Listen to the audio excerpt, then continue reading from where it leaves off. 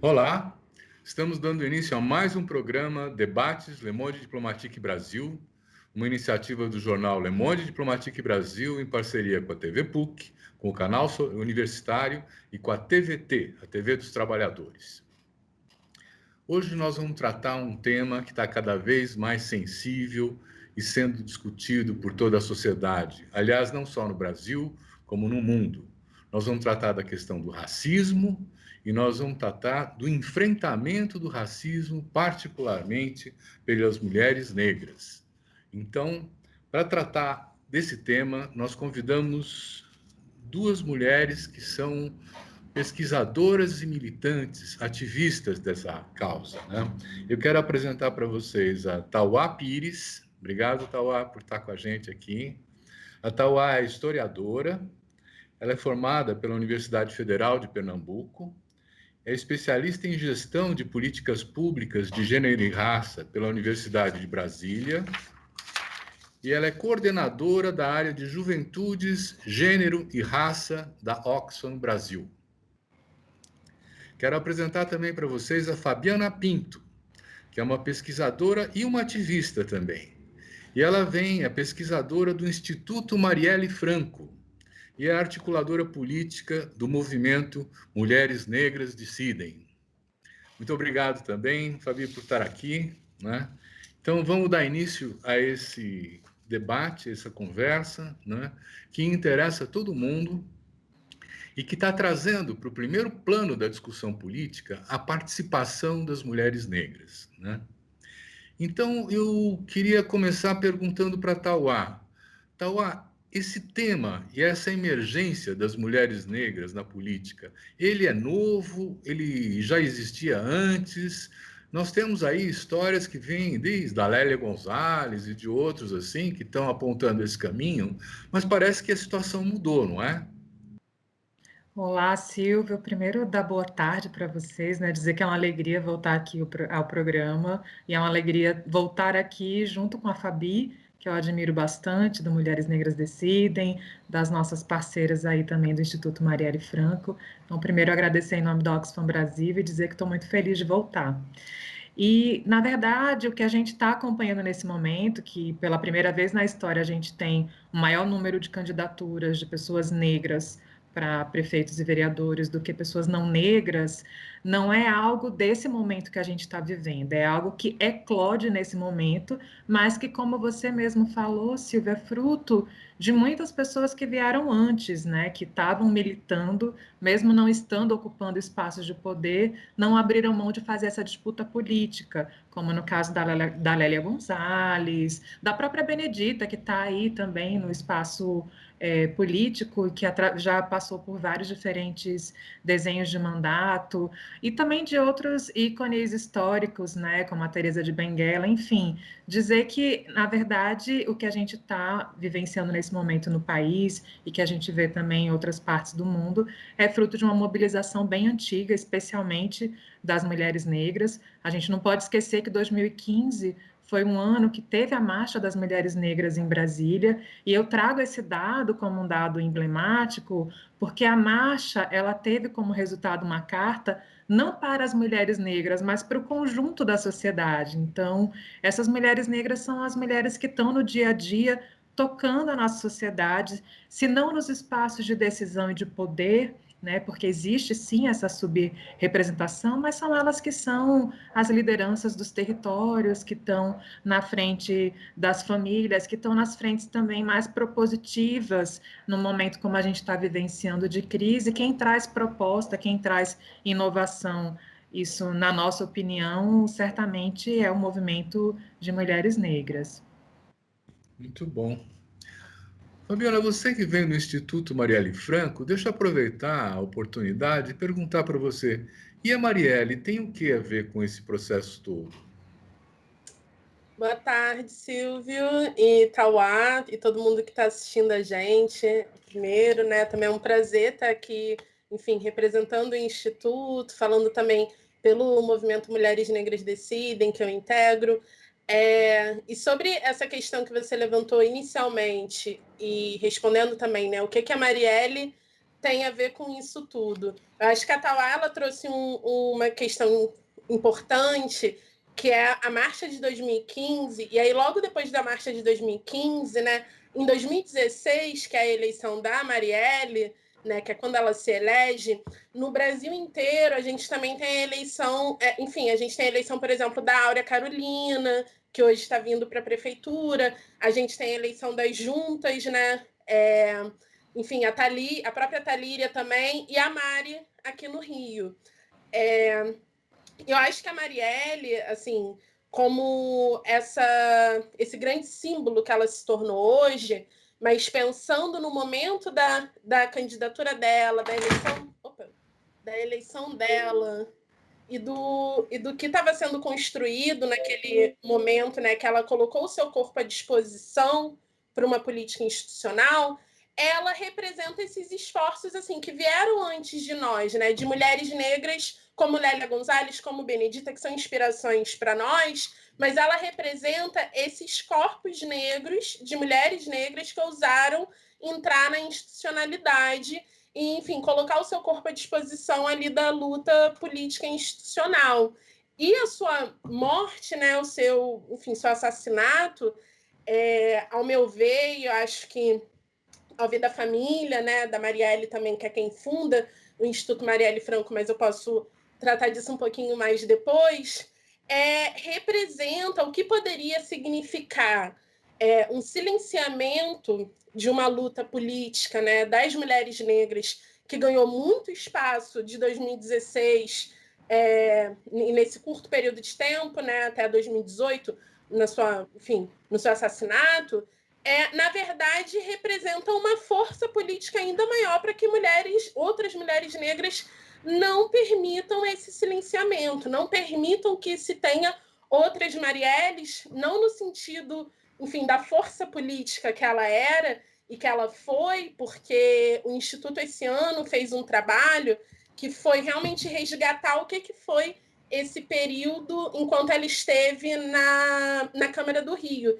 E, assim, foi um período curtíssimo. E a gente analisou realmente a produção legislativa dela e foi incrível. E aí você olha aquilo ali, você pensa que aquilo ali foi fruto de só um ano de trabalho, enquanto você tem homens brancos que estão aí na política institucional há anos e não constroem absolutamente nada para a população, nem para o seu eleitorado, mas nem para a população. E você analisa a produção legislativa da Marielle e vê tudo que ela produziu num período curtíssimo, a gente consegue ter a dimensão da potência que seria se ela continuasse viva.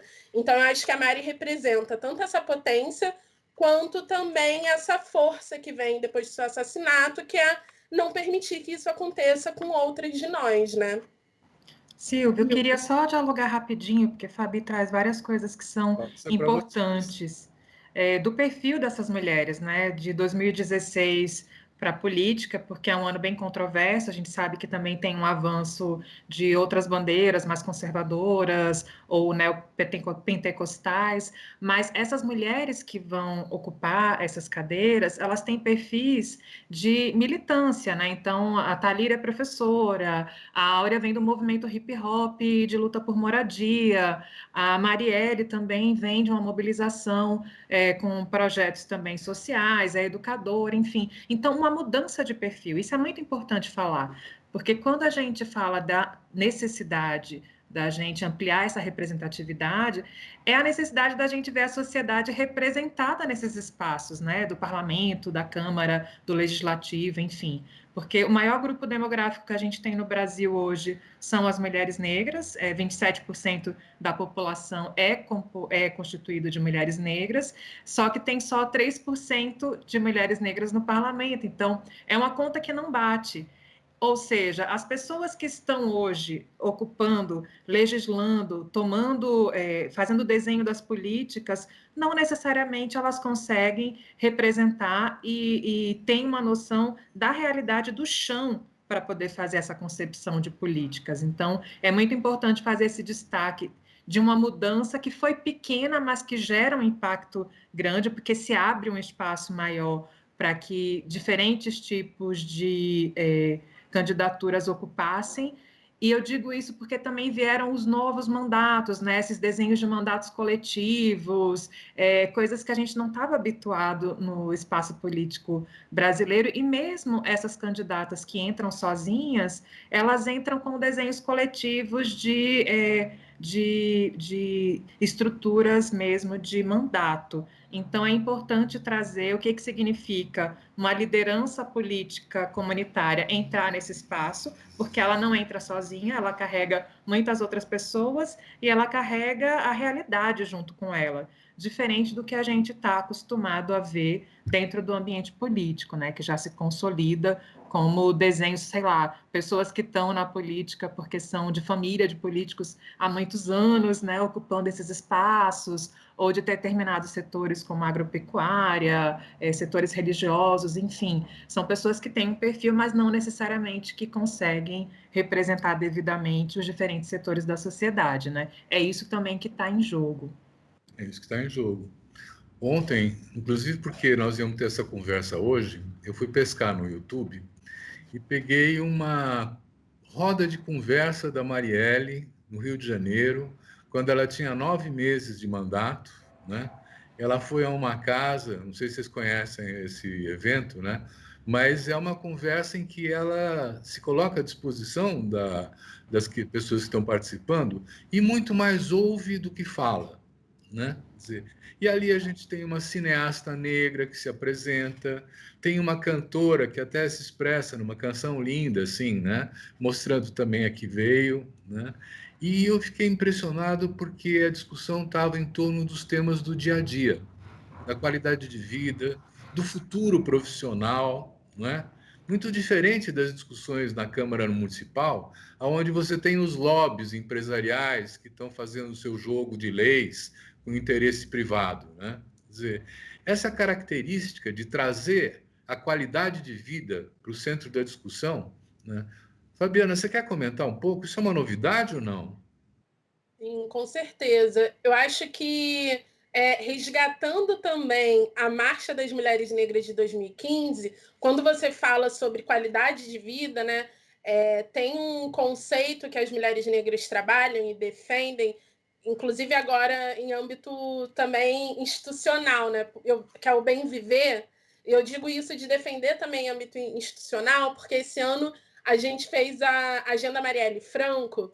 E aí, uma coisa bem curiosa relacionada às candidaturas que se comprometeram com a agenda, que é um conjunto de práticas e de políticas públicas baseados, assim, né, embasados no legado da Marielle como parlamentar, é que tem muitas candidaturas coletivas. Então, quando a Tauá traz esse fato de novos formatos, né? A política a partir de novos arranjos, assim, isso é muito presente em mandatos de mulheres negras. Eu acho que, primeiro, porque essas mulheres negras que colocam os seus corpos ali à disposição, uma demanda, elas vêm a partir de uma demanda do seu próprio grupo, né? Não necessariamente só de mulheres negras, mas, enfim, a sua comunidade, o seu coletivo, aquele grupo por onde ela milita. Então, essas candidaturas já geralmente surgem como uma demanda, né? Uma demanda coletiva.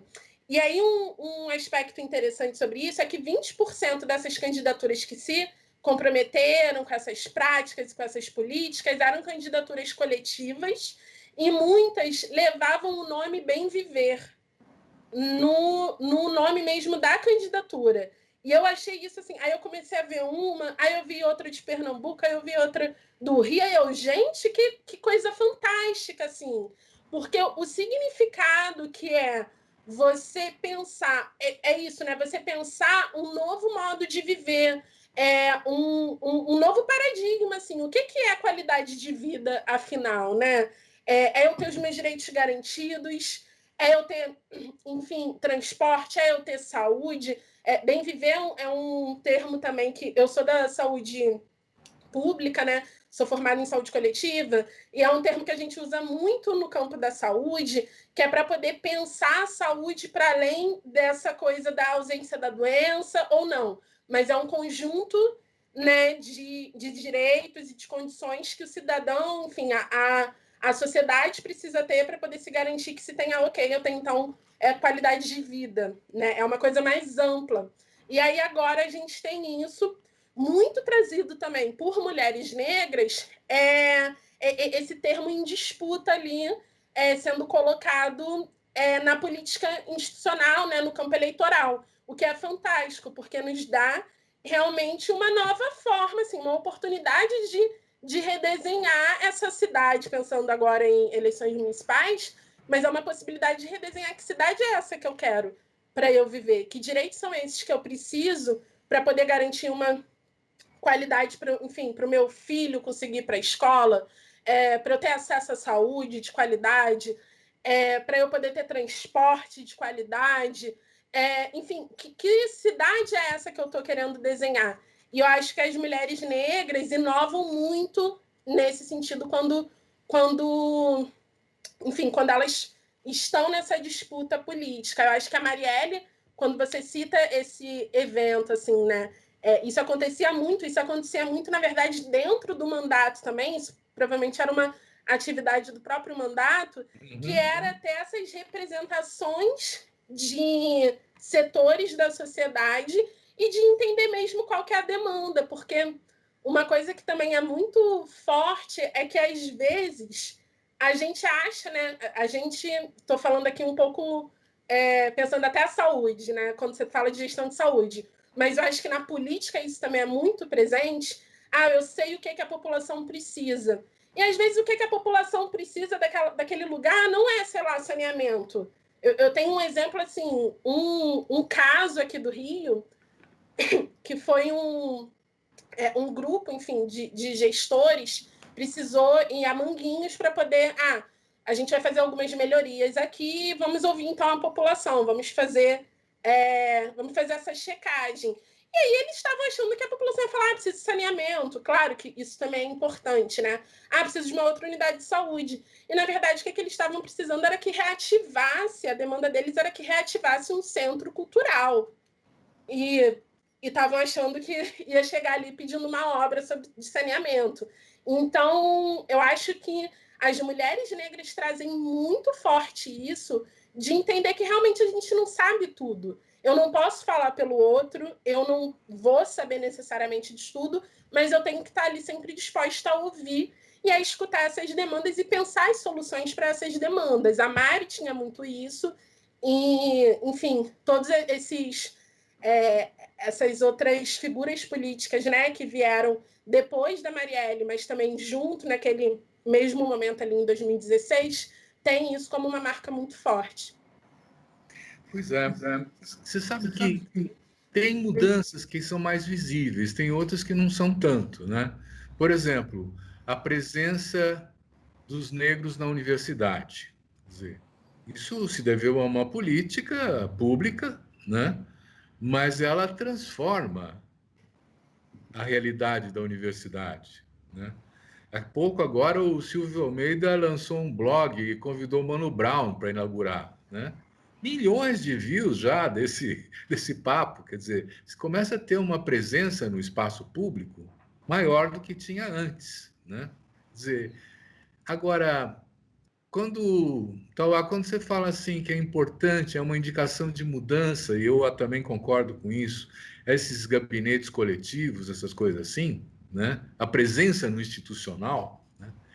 É verdade, mas também é meia verdade, porque você tem que ter um único vereador eleito, quer dizer, a decisão é desse vereador de criar o coletivo para poder trabalhar enquanto, né, uma vereança compartilhada, né?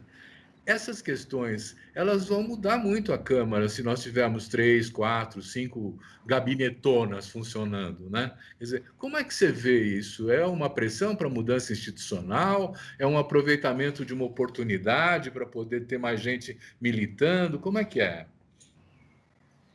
Eu acho que é uma resposta, Silvio, porque a gente está num momento de crise, inclusive da democracia em xeque, crise de a população descrente das instituições públicas, do papel do Estado. Então, isso que a gente também está presenciando, eu vejo como respostas, como desenhos que vão acontecendo no sentido de a gente conseguir aprofundar a democracia. porque democracia é um conceito em disputa. Muitos acham que a democracia ela é simplesmente a gente elegeu aquele deputado que nos representa, então as decisões que ele tomar, aquilo ali significa a democracia, mas a gente parte de um pressuposto de uma democracia, como fala a nossa Constituição, de fato participativa, uma democracia que garanta uma cidadania ativa. Então, o que eu percebo é que esses novos desenhos, a gente está falando de maneira ainda muito talvez simplista, falando só em mandato coletivo, porque como é algo muito recente, talvez seja algo que daqui a 2, 4 anos a gente vai conseguir ter uma noção do que gerou de mudança começar a você ter um mandato que 3 pessoas respondem por ele, vai ter uma representante legal, né? Porque é assim que funciona o nosso sistema eleitoral, mas existem várias pessoas que se comprometem com aquela agenda, que se comprometem com aquela plataforma que foi apresentada pela candidatura. Então,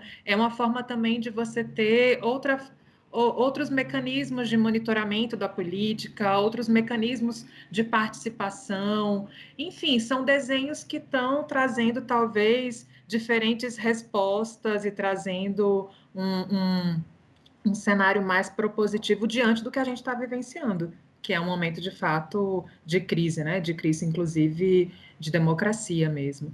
E eu queria fazer só um comentário, 2, na verdade, né? Porque esse conceito do bem viver que a Fabi traz e que é o emblema da Marcha de 2015, também é um conceito muito importante para as mulheres indígenas aqui na América Latina. Existe um pacto político entre as mulheres negras e as mulheres indígenas, no sentido da gente abraçar as lutas, tem algo que já há alguns anos a gente vem reforçando. Então, quando o movimento de mulheres negras abraça o conceito de bem viver, abraça também essa perspectiva, que é uma perspectiva ancestral e também ameríndia, também indígena, de se pensar um desenvolvimento não apenas econômico, mas um desenvolvimento integral, né? Então, isso tem muito a ver também com a sabedoria dos nossos povos originários.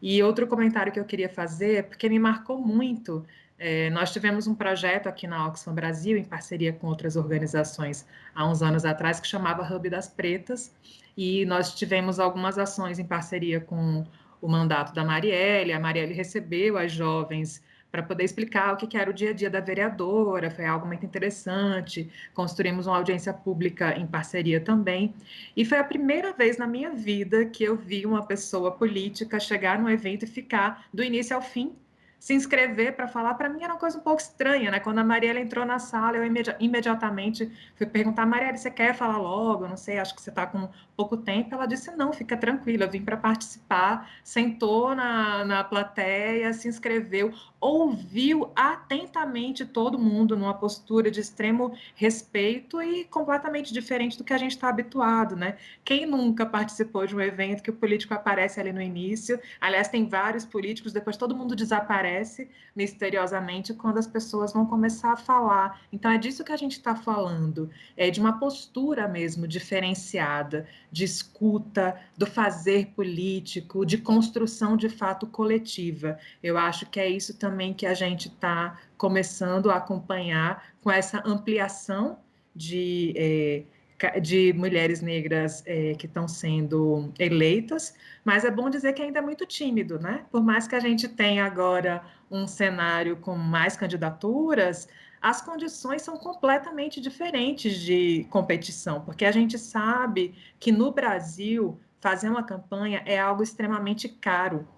E muitas pessoas, elas têm recurso próprio para poder financiar essas campanhas. Então, a gente está lidando com mulheres que são mães, que estão ali tendo que lidar com como é que eu crio meu filho e como é que eu vou à rua, não tenho acesso à internet e tenho que fazer agora a campanha online, estou sem trabalho, estou no mercado informal e estou tentando construir uma campanha. Então, são realidades muito desiguais também dessa construção e dessa trajetória política, pensando em como as outras pessoas, os segmentos mais tradicionais do nosso campo da política, constroem as suas candidaturas e constroem essa chegada lá na Câmara, no Legislativo, enfim. Queria chamar a atenção para isso, porque parece uma coisa meio romântica. Ai, que lindo, finalmente, as sementes de Marielle, muitas mulheres, mas é bom saber que é um caminho muito árduo, é uma disputa muito difícil de se fazer interna aos partidos,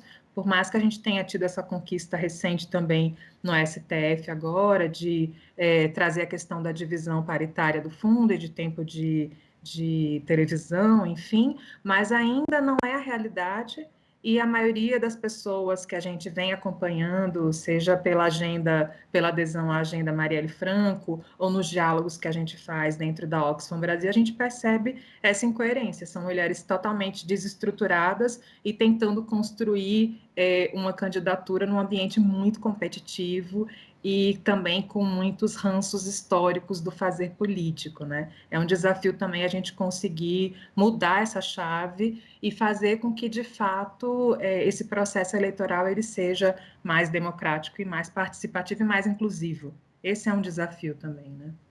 Sim. Vamos tocar no tema do racismo, né? Dizer, Fabiana, a democracia chegou para os negros e negras no Brasil? Chegou só um pouquinho? Como é que é? Chegou incompleta, né? Eu acho que o que a Tauá traz, e, enfim, falando que também é um retrato do racismo estrutural na nossa sociedade, né? Quando Tauá traz esse fato sobre as eleições e sobre essas barreiras que candidaturas negras têm, e que são barreiras mesmo, né? São, enfim, é totalmente diferente você disputar uma eleição com todos os recursos ali disponíveis do partido e fora também do partido, que é importante dizer que a gente faz uma disputa muito relacionada ao financiamento público, porque o dinheiro é público, então, né, a gente fez essa disputa esse ano no TSE, fez essa incidência no TSE pela aprovação. A gente, eu digo, o Instituto Marielle Franco, a Coalizão Negra por Direitos, o Movimento Mulheres Negras Decidem, a Educafro, fez uma pressão para que isso fosse aprovado, por entendermos que o racismo presente na nossa sociedade também se manifesta nessas estruturas internas, partidárias,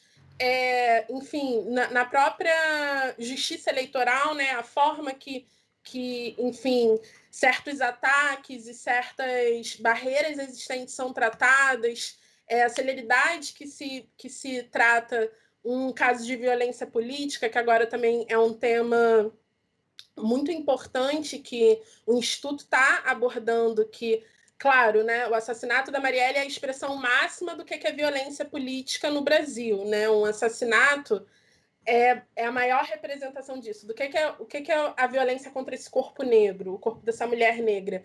Mas a gente sabe que existem uma série de outras violências que são muito... enfim, que vem muito a partir do racismo existente na nossa sociedade e que chega nessas pré-candidatas, nessas candidatas e, pior ainda, nessas mulheres que são eleitas e que, enfim, teoricamente, deveriam estar protegidas e que não estão, né? E que a gente vê um sistema totalmente falho que não permite nem que a gente consiga competir de forma igual e quando chega lá, depois de todo esse percurso que é super árduo, com questões que Tauá trouxe de tenho filho, com quem que eu vou deixar meu filho para poder fazer campanha? Vou deixar de trabalhar para fazer campanha? Quem é que vai pagar? Quem é que vai botar comida na mesa? Não ganhei dinheiro do partido, não recebi nada do dinheiro do fundo eleitoral, como é que eu vou me manter nesses meses de campanha? Então, são uma série de questões que muitas vezes candidatos brancos, e isso a gente tem dados, né, falando, né? Não somos só nós que escutamos de candidaturas que, enfim, vêm denunciar muito no Instituto uma série de violências institucionais ou não, e racismo também que sofrem dentro do partido ou fora do partido mesmo, mas a gente tem dados sobre isso, né? Quando a gente vê quanto que um candidato branco recebe, quanto que uma candidatura de mulher negra, de homem negro recebe, é muito desigual isso. Então, não dá para a gente pensar que a gente está competindo de forma, enfim, de forma igual. em condições iguais. E um outro ponto, acho que pensando também esse aspecto do racismo e também das eleições, é o quanto que é cobrado dessas candidaturas, né? Enfim, muitas vezes, quando essas pessoas vêm e colocam seus corpos, o quanto que nós mesmos de movimentos, ou o quanto que a sociedade que está ali cobra dessas candidaturas, até uma postura muito... como que eu posso dizer? De não aceitar financiamento, não aceitar doação.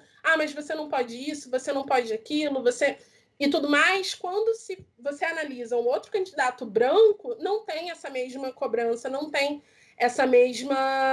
esse mesmo interesse de criar, na verdade, outros tipos de barreiras ali quando aquela pessoa está disputando.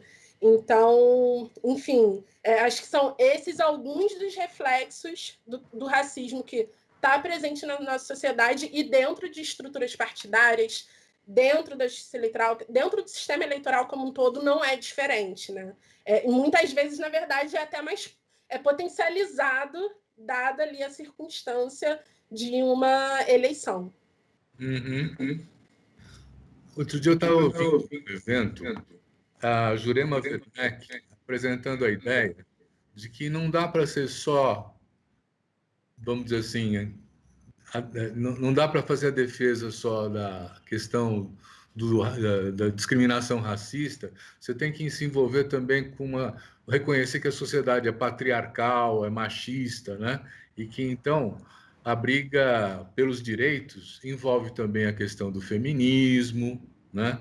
É um pacote completo, né? Quer dizer, e, inclusive, o próprio movimento negro, eu acho que está vivendo uma transformação, porque a representação mais antiga do movimento negro, das lideranças, eram quase todas homens, né? Quer dizer, e como é que vocês veem essa articulação do feminismo com a questão da negritude, com a luta pelos direitos de uma maneira geral, hein? O que você acha disso, Tauá?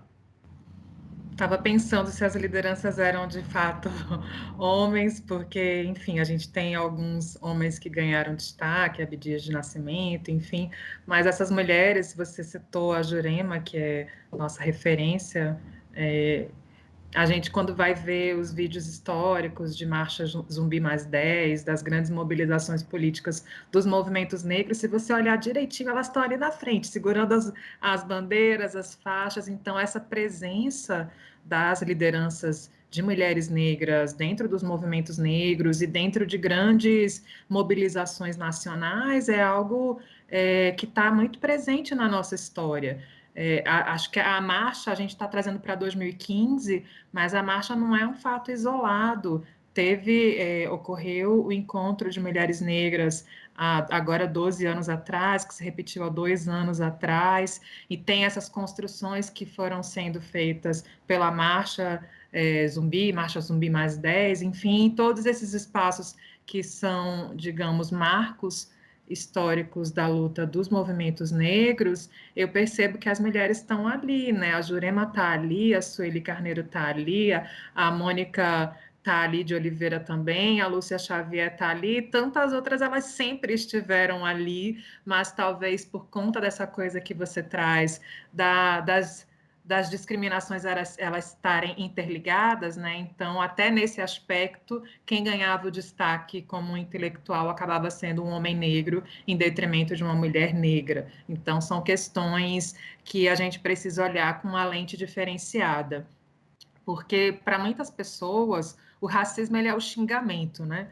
Então, quando a Fabi destaca as violências, a vulnerabilidade também que essas candidaturas acabam estando expostas na sua trajetória política, não é simplesmente isso. É claro que isso acontece também. Existe um descredenciamento público que traz essas pessoas como incapazes, enfim, por conta do racismo, mas a questão é mais de fundo.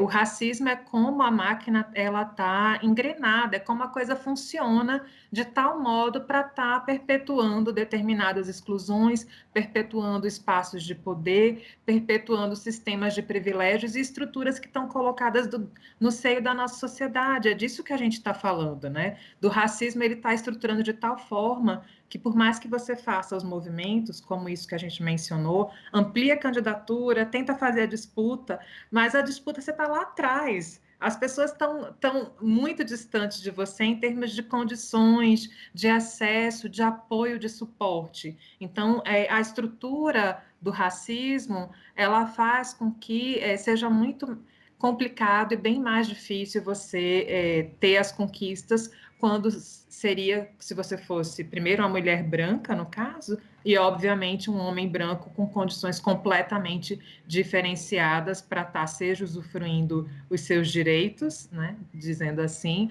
ou seja, ocupando espaços de poder. E é importante dizer isso, porque participação política não é só a chegada na Câmara, no Legislativo. A participação política é estar em todos os espaços de tomada de decisão e espaços de poder.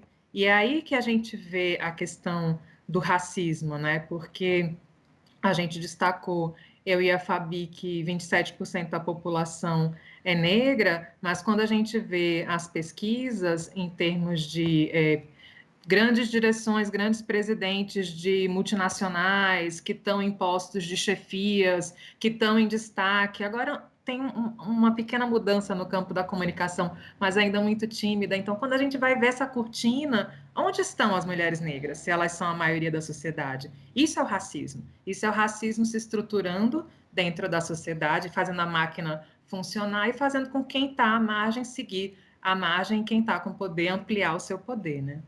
Uhum. Eu queria até comentar o que estava atrás, porque é um pouco da sofisticação que é o racismo no Brasil, né? Porque atua de um jeito muito sofisticado, que é de invisibilizar. Acho que quando ela coloca, você também fala sobre, enfim, os homens negros, mas essa ausência de mulheres negras que a gente sabe que não é real quando a gente analisa esses grandes movimentos sociais, esses movimentos históricos e até os partidos políticos mesmo, né? Acho que eu ouvi de Vilma Reis, que também, enfim, quem não conhece, por favor, procure saber, né? Procure saber, porque é sempre um privilégio ouvi-la, mas acho que eu ouvi dela recentemente no encontro do Enegrecer a Política, falando sobre o quanto que mulheres negras sempre estiveram nesses espaços progressistas. E aí, às vezes, a gente vê, enfim, agora, né, hoje, um monte de candidatura de mulher negra, que bom, mulheres negras estão ocupando aquele espaço, estão se candidatando, mas, na verdade, elas construíram esses partidos progressistas, assim, né, pensando também um pouco sobre o que é essa representação que a gente quer, né? Que eu acho que isso também é um ponto importante quando você fala sobre desigualdade de gênero, sobre machismo, misoginia, racismo. A gente também não quer só ter um vereador, uma vereadora, uma prefeita negra. Precisa ser uma pessoa que também esteja disposta a lutar contra todas essas opressões, né? Que esteja alinhada com esse ideal ali de sociedade que a gente quer. Então, e na verdade, as mulheres negras, e aí as mulheres negras ativistas, militantes, sempre estiveram construindo esses espaços, só que talvez em um lugar que não seja, por exemplo, de uma direção. Porque acho que uma coisa interessante também sobre essas eleições é que, apesar de estar se falando muito, aumentaram as candidaturas de pessoas negras, se a gente for analisar mesmo o número, aumentou bem pouco, assim, né? De fato, acho que foi 2, alguma coisa, assim, menos de 3% a diferença. E mais que isso, quando a gente olha para prefeituras, para os cargos majoritários, né, para a disputa majoritária, isso continua igual. Assim, acho que foi na Gênero e Número que eu vi também esses dias falando que em São Paulo mais de 80% das prefeituras só tem candidatos brancos na disputa. Então, assim, como assim, né? O que é isso? Você só poder votar em pessoas brancas para uma eleição de prefeitura, para majoritária. Eu acho que isso é um reflexo um pouco do que é esse racismo sofisticado que eu falo, que é você impedir, por exemplo, que uma pessoa negra que constrói um partido político aí de direita, de esquerda, o que for, que ele chegue, por exemplo, numa direção. Porque a gente sabe que essas decisões são tomadas, né? Esses espaços de tomada de decisão, quando a gente fala, é em cargo de empresa também, é em dirigente de partido, porque é fácil, assim, né? Não é tão fácil, mas é simples eu tenho muitos candidatos negros, beleza, mas e a sua direção? E o diretório municipal? Quantos negros que tem? Quem é que está decidindo quem é que vai disputar uma prefeitura? Quem é que vai disputar a cidade? Então, eu acho que esse reflexo, essa desigualdade, mulheres é a mesma coisa, né? Geralmente é formado principalmente por homens brancos, mulheres também são pouquíssimas, apesar da gente ter uma obrigatoriedade de uma porcentagem de mulheres nos diretórios, muitas vezes também isso não é cumprido, e encontram da mesma forma que estão encontrando hoje maneiras de não se fazer cumprir o financiamento para candidaturas negras, também encontram formas de não se fazer cumprir outras leis de participação feminina e agora de participação, enfim, de distribuição de recursos para candidaturas negras. Então, é isso, o racismo está sempre se moldando para poder conseguir estar um passo à frente, às vezes, infelizmente, dessas conquistas tão importantes que a gente consegue.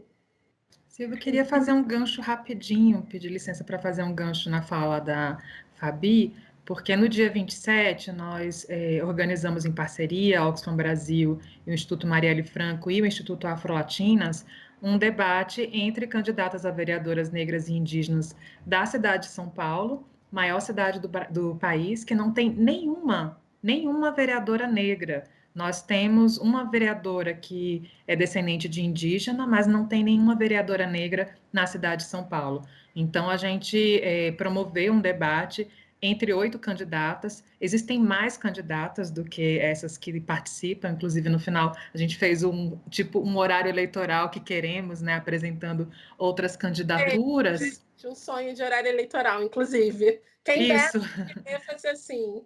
O debate é o debate que queremos, né? Então a gente está trazendo essas utopias negras para a discussão política. Mas o que eu estou querendo dizer é que quando a gente faz um debate entre mulheres negras que estão disputando a mesma cidade, o que a gente está dizendo é que tem espaço para mais de uma.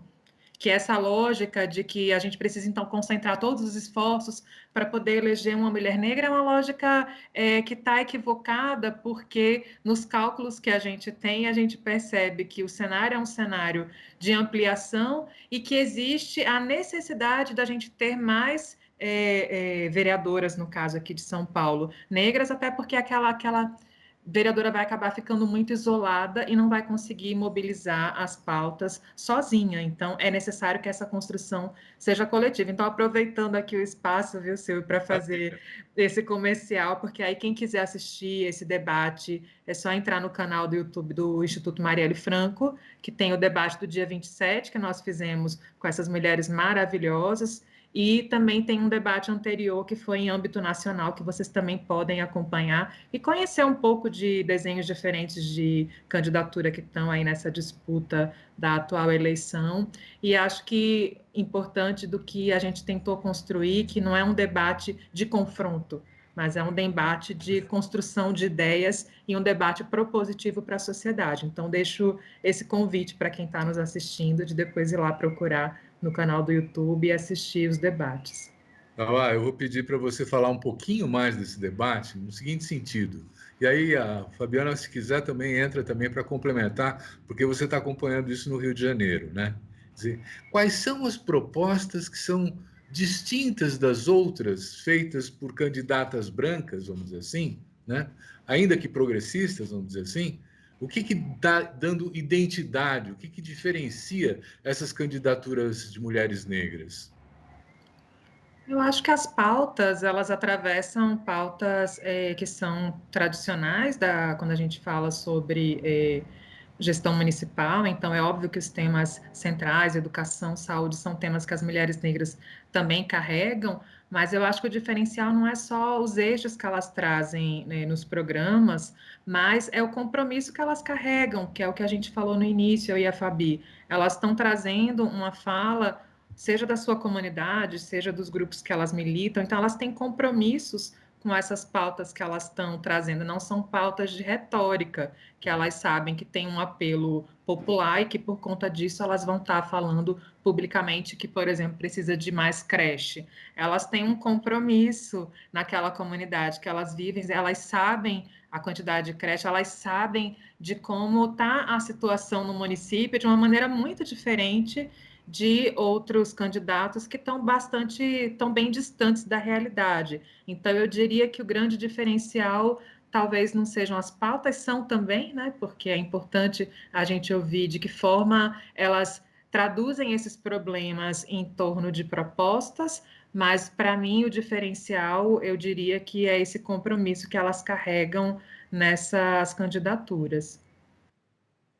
Com certeza, e eu acho que para poder completar o que eu estava atrás, sobre essa questão de vivenciar os problemas da cidade, né? E o quanto que isso é diferente para mulheres negras. Falando aqui do Rio, mais especificamente, a gente tem duas candidatas aí, falando de majoritária, né? A gente tem duas candidatas mulheres negras para a prefeitura do Rio de Janeiro, que é a Benedita, do Partido dos Trabalhadores, e a Renata Souza, do PSOL. E são casos, assim, estou trazendo de majoritárias porque vereadoras são muitas, né? Mas, assim, são casos exemplares do que são mulheres que, de fato, vivenciaram os problemas dos quais elas estão falando, né? A própria Benedita, enfim, quando ela fala sobre a questão da saúde pública, né?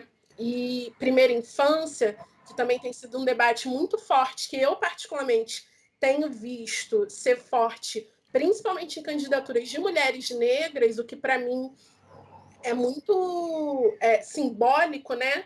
Da importância que mulheres negras dão, na verdade, para como que pode ser criado seu filho, a sua filha, né? O que é criar uma criança negra numa cidade que nem o Rio de Janeiro, que é tão violenta, que, enfim, que é esse caos, assim, né? Que a gente vê todo dia na TV, mas que a gente também vivencia.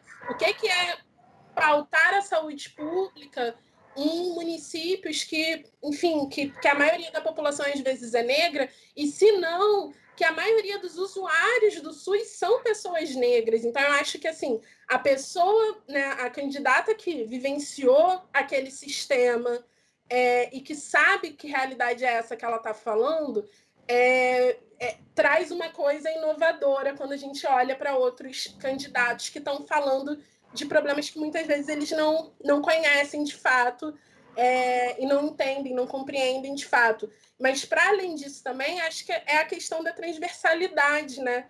Que é mais do que a pauta política, né? Qual é a política pública que eu quero fazer, mas a forma que eu estou me propondo a fazer essa política pública, né? A forma que eu vou construir política. Isso é uma coisa que a gente traz na agenda Marielle Franco bem forte, que eu acho que é o grande diferencial da agenda Marielle Franco, às vezes que no período eleitoral é comum, né? Agendas de políticas públicas para que os candidatos se comprometam. Mas a gente traz algo muito especial e que é um marco também de mulheres negras na política, que é uma forma de fazer política. A gente traz práticas para que as candidatas possam se comprometer. Então, é muito especial isso, eu acho, que é esse jeito de fazer política que é o único de mulheres negras, em especial mulheres negras ativistas, na verdade, né? Que é diferente, enfim, de mulheres brancas ou de outros candidatos brancos. Não sei se vocês perceberam, mas nós estamos criando uma agenda de critérios eleitorais aí. Sim. Mas eu queria trazer a questão da política na sociedade, né? Quer dizer, por exemplo, agora a gente viu as eleições na Bolívia, né? Que só foram respeitadas porque tinha 150 bloqueios de estradas feitos pelos povos originários lá, pelos indígenas, né, dizendo que tinha que ser limpa a eleição, né? Ou a aprovação do plebiscito no Chile para fazer a nova Constituinte, depois de um ano de mobilização que continuava agora com dezenas de milhares de pessoas nas praças, né? Quer dizer, como é que vocês estão vendo a organização do movimento negro, particularmente, por exemplo, das jovens mulheres negras, né? Como uma construção de uma potência. Tá acontecendo isso? Quer dizer, nós, na sociedade nós estamos assistindo a alguma mudança nesse sentido da construção de atores coletivos ou não? Acho que eu posso falar, talvez começar a falar. Eu faço parte do Mulheres Negras Decidem. Eu acho que, assim, primeiro de tudo, a resposta é sim, né? Eu tenho visto, e não só tenho visto, mas tenho visto, assim, não só fazendo parte, mas, de fato, acompanhado essas movimentações, né? De coletivos, de movimentos sociais, de pessoas que já tinham seu ativismo, muitas vezes até individual. E aí, falando de jovens mulheres negras, né? Esse ano, em maio, no meio ali da pandemia, né? A gente ainda está na pandemia, mas estava ali no pico, aquela loucura. O movimento Mulheres Negras Decidem e o Instituto Marielle Franco, a gente fez uma pesquisa, que é a pesquisa Mulheres Negras Decidem para Onde Vamos. Nós entrevistamos ativistas, mulheres negras de todo o Brasil, perguntando para elas, fazendo quase que uma linha do tempo, né? De onde partimos, então, entendendo qual é o perfil dessas ativistas, mulheres negras, como estamos atuando, e aí fazendo essa discussão forte sobre o papel das mulheres negras frente à pandemia da Covid, porque eu acho que analisar isso também, né? O papel das mulheres negras no enfrentamento dessa pandemia esse ano ajuda a entender também o cenário que a gente vai poder ter nessas eleições daqui a algumas semanas. E, por último, perguntando para onde vamos. Então, quais são as pautas prioritárias para essas mulheres negras? E aí eu trago isso porque a gente conseguiu alguns dados bem interessantes sobre exatamente essas movimentações que já estavam acontecendo de ativistas negras, com foco na disputa eleitoral, mas também com foco no enfrentamento ali, né, desses principais problemas estruturantes da nossa sociedade. E a gente conseguiu ver, na verdade, Silvio, que, por exemplo, existiam muitos projetos acontecendo. Hoje a gente pode citar o próprio Enegrecer a Política, que o movimento Mulheres Negras Decidem faz parte, que está pautando esse voto, né, em mulheres negras, o Vote em Negra, que é da Rede de Mulheres Negras de Pernambuco. Aí agora eu vou fazer a propaganda, porque, gente, quem não conhece, assim, tem live, tem material, tem dossiê, tem essa pesquisa de relatório, tem muita coisa produzida, e produzida nessas condições, né, de pandemia, enfim, que a gente sabe que é algo atípico. A gente não está fazendo construção política em um cenário padrão, normal, né? A gente está construindo algo extremamente potente em condições extremamente adversas, e ainda assim nós, movimentos de mulheres negras principalmente, estamos conseguindo fazer. Então, acho que isso diz muito sobre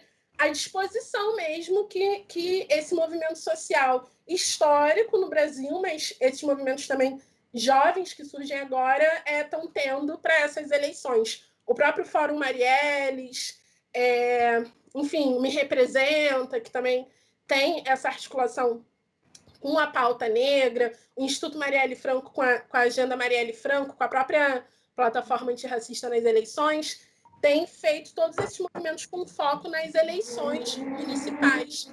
E aí eu acho isso importante porque isso mostra que não só a gente está tendo candidatas de mulheres negras, né, colocando ali, indo para essa disputa institucional, mas também um movimento social forte, apoiando e construindo ali, lutando pelas condições necessárias para que, no final, né, no dia 15 de novembro, ou 5 de novembro, agora esqueci a data da eleição, mas que no dia da eleição a gente não tenha só, tivemos um aumento de candidatas, mas que a gente tenha mulheres negras eleitas.